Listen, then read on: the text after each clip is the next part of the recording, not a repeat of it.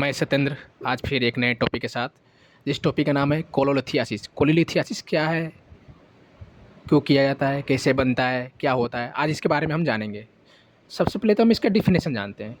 कोलिथियासिस एक ऐसी स्थिति या एक ऐसा कंडीशन है जिसमें गाल ब्लैडर या गाल ब्लैडर पीत्त के थैली जिसको बोलते हैं, आम भाषा में हम लोग पीत्त के थैली बोलते हैं। पीत्त के थैली के अंदर स्टोन का फॉर्मेशन होना, उसको हम लोग कोलिथियासिस बोलते हैं। या पित्त के थैली के अंदर स्टोन जब या पत्थरी बनता है तो उसको हम लोग कोलिथियासिस कहते हैं। ये बनता कब है? जब पित्त के अंदर मौजूद कोलेस्ट्रॉल या बिलिरुबिन की मात्रा बहुत अधिक या जो उसकी लिमिट है उससे ज़्यादा होती है, तब ये स्टोन का फॉर्मेशन होता है। कोलेस्ट्रॉल स्टोन ये सबसे कॉमन होते हैं और हल्की पीली रंग के होते हैं, जो कि आपको इस वीडियो में दिखा दूंगा मैं अभी, कि जो पीले रंग के दिखेंगे, हल्के हल्के पीले रंग के दिखेंगे। एक होते हैं पिगमेंट स्टोन। पिगमेंट स्टोन ये तब बनते हैं जब बाइल में बिलिरुबिन ज़्यादा होता है या काले या गहरे ब्लू रंग के होते हैं। इसको भी मैं आपको वीडियो में दिखा रहा हूँ, आप इसको देख सकते हैं। अब हम जानेंगे इसके रिस्क फैक्टर। इसका रिस्क फैक्टर क्या होता है? पहले तो फैटी या जो पेशेंट ज़्यादा मोटा हो या वज़न उसका ज़्यादा हो, उसमें होने के चांस होते हैं। दूसरा आता है फीमेल। ये आमतौर पे बहुत ज़्यादा औरतों में पाया जाता है, जिसमें कोलिथियासिस होता है, ज़्यादातर औरतों में होता है। तीसरा हमारा है एज फैक्टर। एज फैक्टर या 40 एज फैक्टर में होता है कि अगर ज़्यादा एज है, +40 या 50 ऐसे कुछ अगर एज फैक्टर है तो उसमें भी होने का चांस है। अब हम आते हैं इसका सिम्टम, यानी इसका लक्षण क्या क्या होते हैं।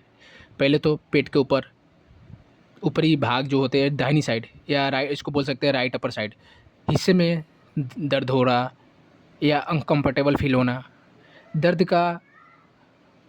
दर्द जो होती है शोल्डर के या पीठ के तक पहुंच जाती है। तीसरा होता है वोमिटिंग होना या उल्टी होना, जी मिचलाना जिसको हम लोग नौजिया बोलते हैं, या फिर और खाना खाने के बाद दर्द का बढ़ना, हल्का हल्का दर्द स्टार्ट होना। ये होंगे हमारे सिम्टम्स। अब हम पहुंचते हैं डायग्नोसिस पे। इसका डायग्नोसिस मतलब इसको हम कैसे पहचान कर सकते हैं कि हमारे पित्त के थैली में पथरी है। तो सबसे पहले तो यूएसजी जिसको हम लोग अल्ट्रासाउंड बोलते हैं, ये सबसे कॉमन टेस्ट है। दूसरा आता है ब्लड टेस्ट। इन्फेक्शन चेक करते हैं, ब्लड टेस्ट में हम लोग इन्फेक्शन चेक करते हैं कि अगर ब्लड में उसके वजह से कोई और इन्फेक्शन तो नहीं है या फिर कोई और डिजीज़ तो नहीं है, ये होता है। तीसरा हम बात करते हैं डायग्नोसिस जान के। अब हम आते हैं इसके प्रोसीजर पे।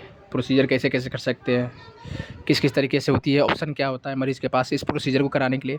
तो पहला ऑप्शन होता है लेप्रोस्कोपिक द्वारा, जिसको आमतौर पे हम लोग बोल सकते हैं दूरबीन द्वारा। इसमें एक कैमरा डाल के एक छोटे छोटे कट लगाए जाते हैं हमारे एब्डोमेन पे, और उसके द्वारा एक पतले पतले इंस्ट्रूमेंट, जिसको हम लोग इंस्ट्रूमेंट्स होती है जिसके द्वारा उस गाल ब्लैडर को निकाल देते हैं।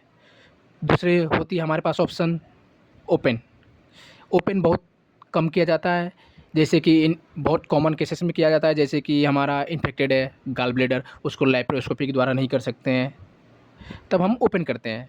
ओपन में हम एब्डोमेन पे कट लगाते हैं, लाइक जैसे कि हम लोग 4 से 5 सेंटीमीटर कट लगाते हैं। फिर उसके बाद हम लोग गॉल ब्लैडर के सही तरीके से निकालते हैं बाहर। Post op recovery. Post op recovery क्या होता है इसको जान लेते हैं। डाइट, जिसमें पेशेंट को हम लोग हल्का खाना या स्लो फैटी खाने या फिर लिक्विड डाइट लेने के लिए सलाह देते हैं। उसके बाद आता है एक्टिविटी, जिसमें एक्टिविटी पेशेंट को कैसे चलना है, हल्का हल्का चलने, धीरे धीरे वॉकिंग करने में 2-3 हफ्ते तक, भारी वज़न ना उठाना, ज़्यादा काम ना करना, इसका सलाह देते हैं हम लोग।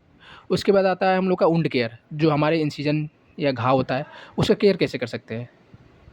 उसका केयर हम करते हैं अच्छे से सफाई करना, या जो हम लोग हॉस्पिटल से प्रोवाइड करते हैं कुछ ऑइंटमेंट, एंटीबायोटिक ऑइंटमेंट, उसको टाइम टाइम से लगाना, वुंड का सही से देखभाल करना, ये देखना कि इन्फेक्टेड ना हो।